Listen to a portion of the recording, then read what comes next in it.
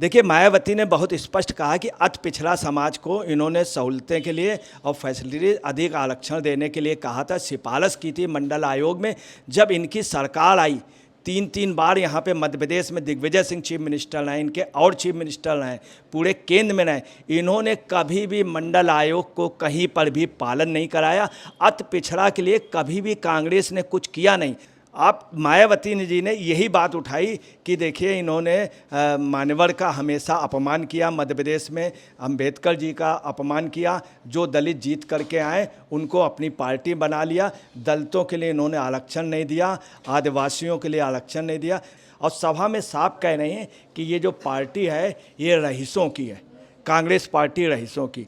ये पार्टी धोखेबाज है। इसको कतई भी कांग्रेस को अपना वोट मत दीजिएगा, अपना वोट खराब ना कीजिएगा। उनका मतलब इशारा साफ है, यदि आप मुझे वोट ना दे पाएँ तो कतई भी कांग्रेस को वोट ना दे और कहीं पर भी दे दे। ये उनका साफ मैसेज गया है।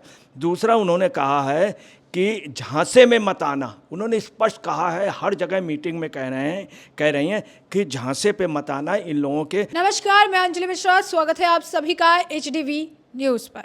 आपको बता दें कि जिस तरीके से कांग्रेस और जो है प्रचार कर रही है, मध्य प्रदेश में भी लगातार जाकर जातीय जनगणना कराने की बात कर रही है, बीजेपी को लेकर इस मामले को घेर रही है। इसी बीच आपको बता दें कि बसपा प्रमुख मायावती ने मध्य प्रदेश में कांग्रेस की पोल खोल दी, वो भी जनता के सामने, जहां पर उन्होंने कई सारी बातों को सामने रखा और ये कहा है कि धनसेठों की पार्टी है कांग्रेस और इनके झांसे में आने से बचे। उन्होंने ये भी कहा कि ये जातीय जनगणना की जो बात कर रही है सिर्फ और सिर्फ वोट के लिए कर रही हैं, क्योंकि इन्होंने बाबा साहब अंबेडकर को भारत रत्न देने में भी देरी की थी। और कांग्रेस के शासन में मंडल आयोग ने जब पिछड़ा वर्ग के आरक्षण की सिफारिश की थी, उसको भी कांग्रेस ने इसे लेकर कुछ नहीं किया था। तो आज वोट के लिए ये सारी चीजें जो है ये करते नजर आ रहे हैं। ऐसे में अब इस पूरे मामले पर चर्चा करने के लिए हमारे साथ मौजूद है वरिष्ठ पत्रकार अजय पत्रकार जी।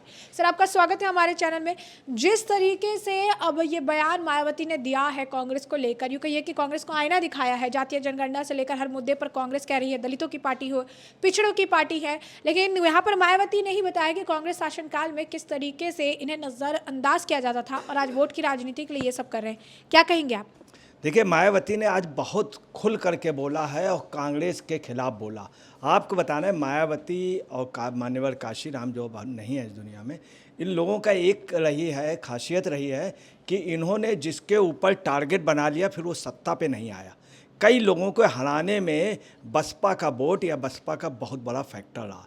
अब उन्होंने आज जो है खुल करके जंग छेड़ दी है कांग्रेस के खिलाफ। तो निश्चित तौर पे देखिए, बसपा के एमएलए हमेशा वहाँ जीतते थे और कांग्रेस हमेशा तोड़ लेती थी।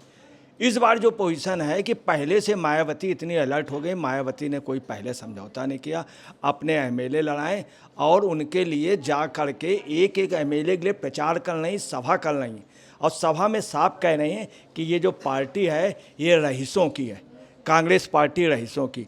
ये पार्टी धोखेबाज है। इसको कतई भी कांग्रेस को अपना वोट मत दीजिएगा, अपना वोट खराब ना कीजिएगा। उनका मतलब इशारा साफ है, यदि आप मुझे वोट ना दे पाएँ तो कतई भी कांग्रेस को वोट ना दे और कहीं पर भी दे दे। ये उनका साफ मैसेज गया है।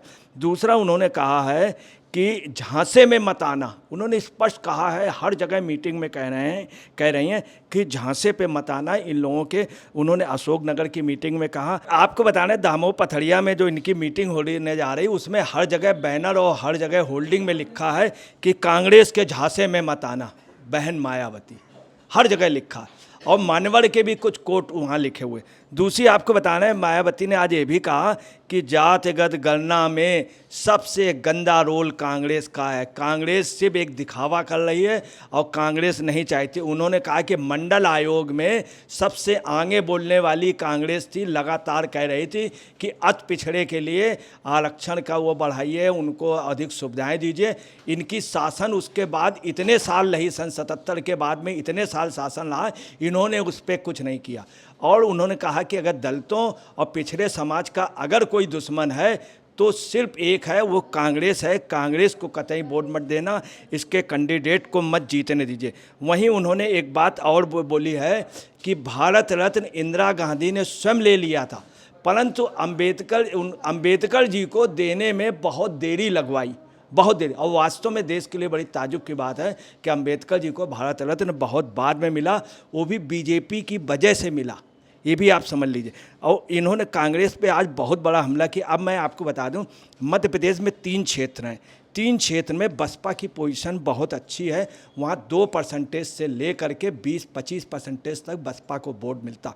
पूरे चंबल संभाग में कहीं पर भी बसपा को किसी भी सीट में 10-12% से कम वोट नहीं मिलता। दूसरा बिंद में, तीसरा ग्वालियर और मुरैना क्षेत्र में, तीनों क्षेत्रों में बसपा का बहुत आधार है और बसपा कांग्रेस के अगेंस्ट में आ गई।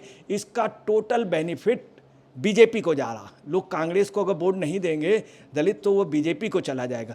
तीसरी एक बात आपको बता दें कि पहले जो थी वो 15 सीटों में बहुत मार्जिन अंतर से बीजेपी हारी थी, बहुत कम, कहीं 15 वोट से, कहीं 25 से, कहीं 100 से, कहीं 500 से। इन 15 सीटों पे बसपा ने अपनी बार पूरे कैंडिडेट लड़ाए, तो बीजेपी को बहुत बड़ा इसका फ़ायदा मिल रहा है। और आपको बताना है 60 सीटें ऐसी हैं जिसमें बसपा का अपना आधार है। दूसरा सपा भी लड़ रही है और कमलनाथ के और कांग्रेस के लगभग 70 लोग जो हैं वहाँ की विधानसभाओं में विद्रोही होकर लड़ रहे हैं। ये सब बीजेपी को फ़ायदा जा रहा है। समाजवादी पार्टी में अखिलेश ने स्पष्ट कह दिया कांग्रेस चालू पार्टी है, इसको वोट कतई न दे। इधर बसपा भी कह रही, इधर सपा भी कह रही, तो सभी दल इनके खिलाफ आ गए। या और दूसरा कांग्रेस में कई गुट हो गए, एक कमलनाथ का गुट अलग है और लोगों का गुट अलग है, सुभाष यादव उनके पुत्र का गुट अलग है, दिग्विजय सिंह का अलग है। तो ये निश्चित तौर पे आपको बता रहे हैं बुंदेलखंड, बिंद, ग्वालियर और मुरैना क्षेत्र पर ये कमज़ोर पड़ गए। यही मेन क्षेत्र है, यहाँ सिंधिया के आने से बीजेपी को बेनिफिट हुआ। तो इन क्षेत्रों में ऐसा लग रहा है कि बीजेपी क्लियर कट स्वीप करेगी। लगभग 105 सीटों में से बीजेपी 70 के लगभग इधर निकाल ले जाएगी। और उधर तो फाइट है। इन्हीं वजह से लग रहा है कि लगता है कि अमित शाह की मैच जो है वो सफल हुई और बीजेपी वहाँ राजस्थान के तरीके स्वीप कर जाएगी। जिस तरीके से अब आप देख सकते हैं कि मायावती जो है कह रही हैं कि कांग्रेस के पास जब पावर थी, आज़ादी के बाद कांग्रेस जब सत्ता में थी, तब कांग्रेस ने कुछ नहीं किया, तो आज उन्हें दलितों की, आज उन्हें पिछड़ों की, सबकी याद आ रही है। क्या कहेंगे आप?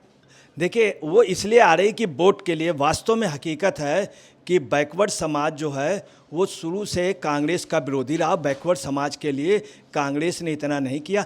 कटु सच ये है कि मुस्लिम, ब्राह्मण और सवर्णों के लिए कांग्रेस ने किया है। मुस्लिम, ब्राह्मण और ठाकुर हैं बैकवर्ड के लिए, यादव समाज के लिए कांग्रेस ने कभी भी कुछ नहीं किया।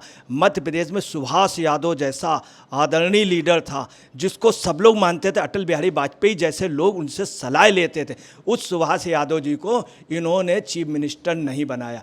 आप मायावती जी ने यही बात उठाई कि देखिए इन्होंने मान्यवर का हमेशा अपमान किया, मध्य प्रदेश में अंबेडकर जी का अपमान किया, जो दलित जीत करके आए उनको अपनी पार्टी बना लिया। दलितों के लिए इन्होंने आरक्षण नहीं दिया, आदिवासियों के लिए आरक्षण नहीं दिया। दलितों के लिए अगर सबसे ज़्यादा उपेक्षा हुई है, ये बात बहुत पहले मान्यवर ने भी कही थी और बहन जी ने कहा, कांग्रेस ने कभी भी नहीं दिया।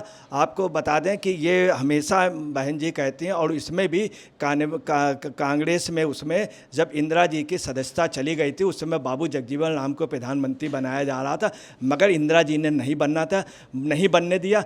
किसी भी दलित को मायावती ने तो बढ़ाया, मान्यवर ने बढ़ाया।